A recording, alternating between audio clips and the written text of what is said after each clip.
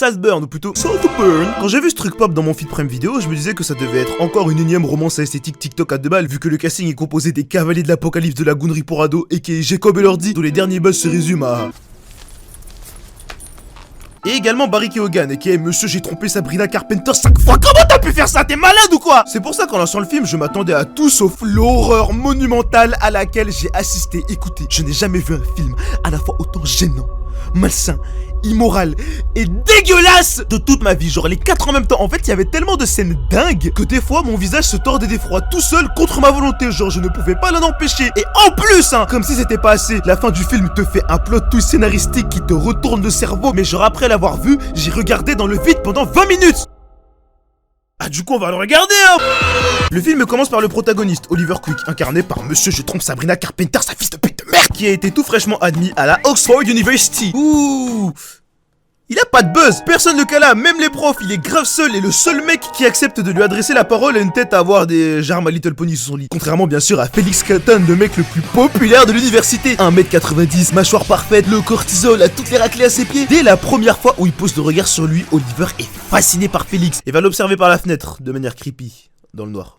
Il va souvent faire ça, je vous préviens. Tout va changer le jour où Oliver va tomber par hasard sur Félix qui avait une panne de vélo. Le poteau va lui filer un coup de main, puis ils vont se recroiser au bar où il va découvrir tout son groupe d'amis qui vont kiffer Oliver. Quoi? Ah, l'autre là! Ah non mais je le connais pas On s'en bat les couilles wesh, ici on switch sur nos day ones. Maintenant qu'Oliver c'est le gars Félix, il a la vie d'Aloca. Tous les jours baddies à volonté, nouveau flow, le mec est populaire. Les deux se rapprochent énormément et on en apprend plus sur le passé d'Oliver. Fils unique d'une famille très pauvre avec un père drogué, dealer et une mère alcoolique, le mec a vécu dans la galère depuis tout petit. Néanmoins la réalité le rattrape. Félix, comme tout mec populaire qui se respecte, se lasse de lui et le cala plus trop. Tu croyais quoi mon gars? L'autre t'avait prévenu en plus. Le poteau joue à plouf plouf tous les soirs pour choisir avec quel raclée il va rentrer et tu pensais que t'allais pouvoir rester dans les parages. Il est retourné au stade de l'observer par la fenêtre au bout de 2 semaines. Mais c'est à ce moment-là qu'Oliver apprend le décès de son père. Très touché, Félix va cette fois vraiment le prendre sous son aile et, après la fin des examens, voyant bien qu'il n'a nulle part où aller, il va lui proposer de venir passer les vacances dans le manoir aristocratique familial Saltburn.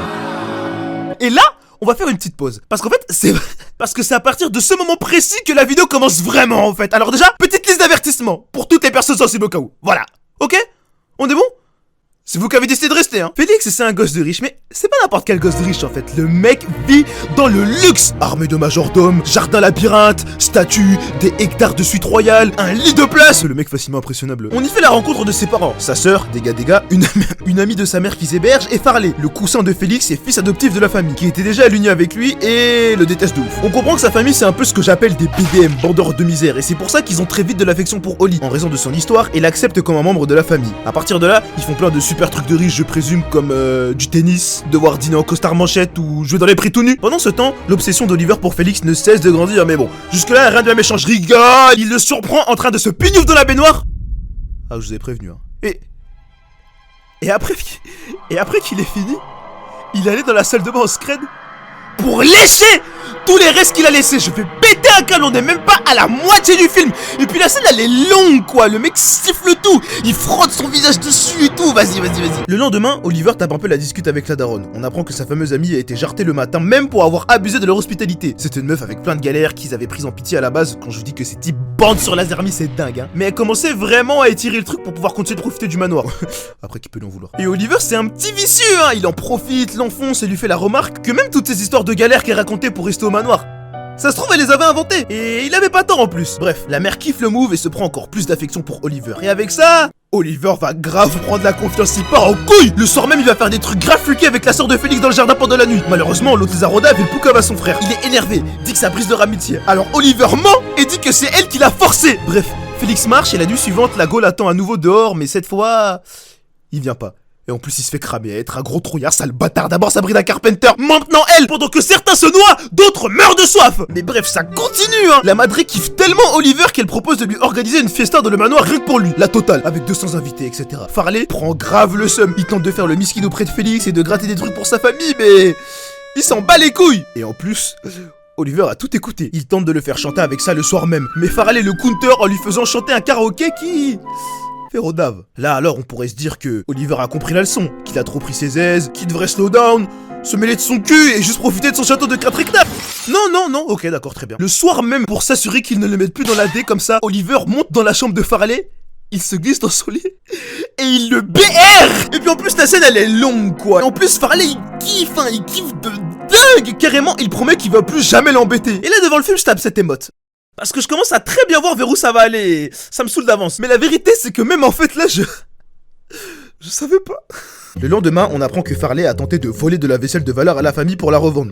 Et en fait, vas-y, lui aussi, je ne comprends pas. C'est comme si je me faisais adopter par les Kardashians. Et au lieu de profiter, je mettais tous les jours des balayettes à leur gosse. Il est con ou quoi? Bref, du coup, on le verra plus pendant un moment. Et on apprend aussi que Pamela est morte. Pour ceux que ça intéresse. Elle ferait n'importe quoi pour un peu d'attention. Et là, cut direct. Et Félix s'envoie à nouveau dans la baignoire. Ce n'est pas possible. Et en plus, Oliver, cette fois, il fait rentrer. Il a le seum qu'il a porté ça fermé. Et puis, je sais pas, là, il y a encore des plans bizarres. Parce que vas-y, j'en ai pas parlé. Mais la tension sexuelle entre les deux pendant tout le film, c'est un cauchemar. On comprend jamais si c'est réciproque ou s'ils sont juste amis. Les plans, ils veulent rien dire. Mais vas-y, je vous jure que je vais rester calme parce que ce n'est tellement pas fini. Bref, c'est l'anniversaire d'Oliver. Et en bon pote intentionné qu'il est, Félix, dès le matin, lui réserve un petit road trip surprise chez lui. Dès qu'il comprend où ils vont, on sait pas trop pourquoi, mais Oliver panique de baiser. Félix le rassure et lui explique qu'il était tombé sur les appels de sa mère, comme il laisse tout le temps son téléphone dans la salle de bain, et qu'elle avait dit que ça faisait des mois qu'il ne lui répondait pas, et qu'elle sonnait vraiment sobre au téléphone.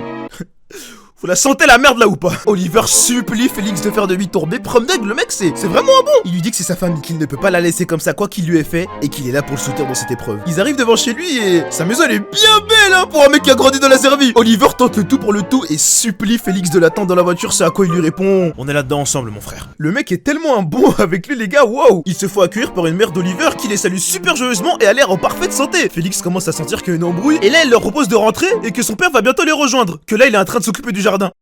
Vous savez, le père qui est censé être mort d'une overdose de drogue là. Toute la scène qui suit est terrible. Cet enculé a mytho sur sa vie de A à Z. Il est fils de bonne famille, ses darons sont des crèmes, ils vont en vacances à Mykonos tous les ans, il a plusieurs sœurs et même à ses parents il leur ment. Il croit que c'est le meilleur élève de Oxford, musicien, capitaine de l'équipe de rameurs. Je vous jure que même en revoyant la scène pour la vidéo, j'avais tellement la boule au ventre tout le long. La honte et l'humiliation est tellement palpable, c'est tellement bien dépeint. Avec Félix qui découvre et comprend chaque mensonge sidéré d'à quel point le type est un loser. Oliver d'un coup essaie de se barrer bien sûr, ne supportant plus la honte, et sa mère adorable et surprotectrice qui prend juste le peu d'affection qu'elle peut avoir accepte direct, tandis que son père qui a un peu plus de jaune s'énerve car elle a tout préparé toute la matinée pour lui et était si heureuse qu'ils viennent alors qu'il les évite et ne leur parle plus depuis des mois parce qu'il pend sur la bourgeoisie d'Oxford. Félix lui met un coup de pression pour qu'il reste et vient un plan silencieux avec dans l'ombre toute la belle préparation qu'elle avait faite pour la nif de son fils. Le retour était bien silencieux. Félix lui dit bien sûr qu'après le soir de sa fête d'anniversaire, il va gentiment rentrer chez lui et aller se faire enculer. Et purée, c'est vraiment un bon parce qu'il garde même le secret au lieu de poucave à toute sa famille. Vient la fête du coup, qui ressemble à une soirée de riches, tout ce qu'il y a de plus normal, j'imagine. Farley est de retour, parce qu'il aura beau faire n'importe quoi, c'est comme un fils pour la famille. Et il aime trop pour le tèche. Il lui flex bien ça dessus, puis Oliver siffle ses bougies. Personne connaît son prénom, vu que c'est que des randoms à la fête, comme il a pas d'amis dans la vraie vie, bref.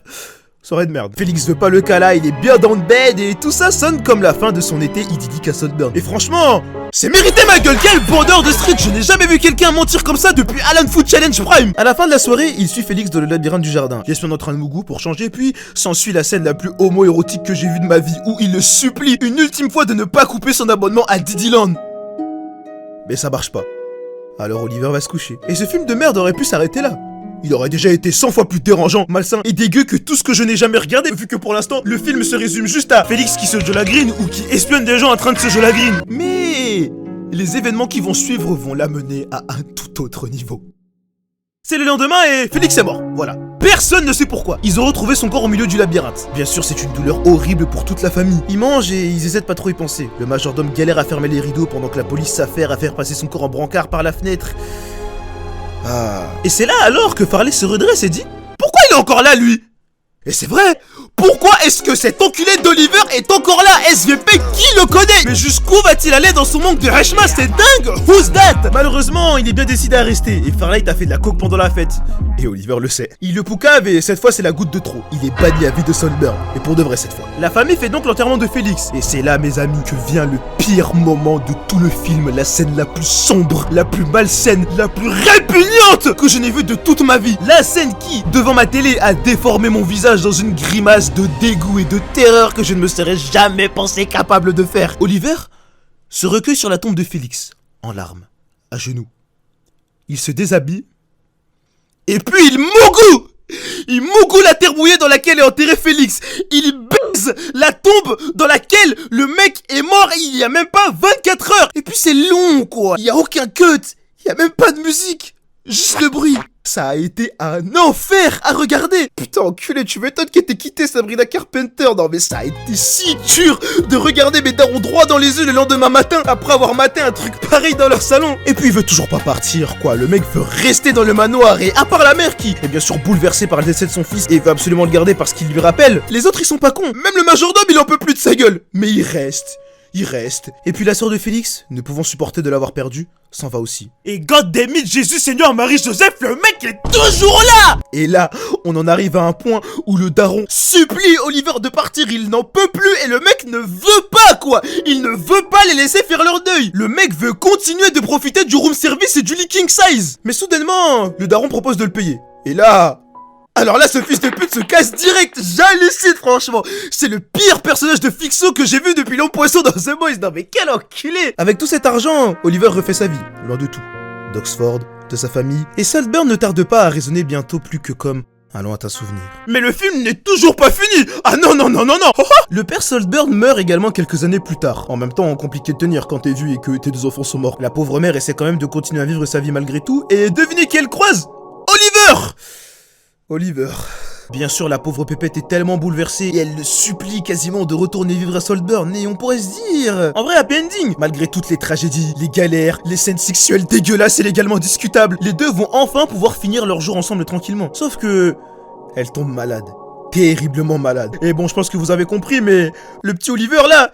il est pas tout blanc dans cette histoire là, hein. Mais je pense que vous ne savez pas à quel point il est pas tout blanc. Parce que c'est là qu'on comprend qu'il a tout manigancé de A à Z. C'est lui qui avait crevé le pneu de Félix. Lui qui avait fait croire que Farley avait volé les assiettes alors qu'il avait rien péta. Lui qui a tué Félix en empoisonnant la bouteille qu'il lui a filée dans le labyrinthe. Lui qui a même donné à sa sœur de quoi se suicider. Même le moment où il croise la mère au hasard, il l'avait manigancé. Le mec n'écrivait même pas pour de vrai sur l'ordi. Bref.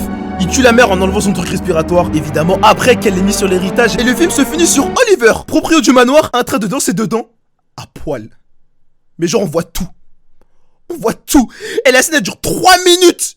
Il se dandine, tout nu, dans le manoir, en plan séquence, en tapant des lignes de coke. Bref, le film pue la merde. J'ai perdu 2h11 de ma vie à regarder un twink de merde pourri gâté, bandeur de rue, faire des trucs dégueux. Tout ça pour pouvoir danser tout nu dans un château moche. Même le monteur, quand il a dû le regarder, il m'a envoyé ça.